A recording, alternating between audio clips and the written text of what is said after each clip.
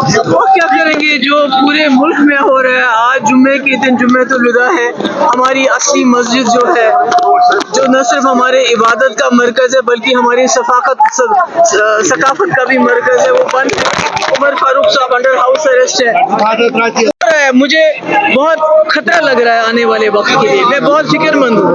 میر بھائی صاحب کو بھی ہاؤس اریسٹ رکھا وہی گیا تو ہے. میں کہہ رہی ہوں کہ جو 5 اگست 2019 میں کارروائی شروع ہوئی، وہ کارروائی 2019 میں بند نہیں ہوئی، وہ لگاتار چالو ہے.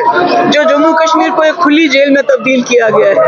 ایک طرف سے بی جے پی یہ دعویٰ کرتی ہے جموں کشمیر میں حالات ٹھیک ہے، اور دوسری طرف سے ہماری جامع مسجد کو بند کیا، عمر فاروق صاحب کو ہاؤس اریسٹ کیا. تو یہ تو خود ہی ساری کہانی بتاتے ہیں. باجی صاحب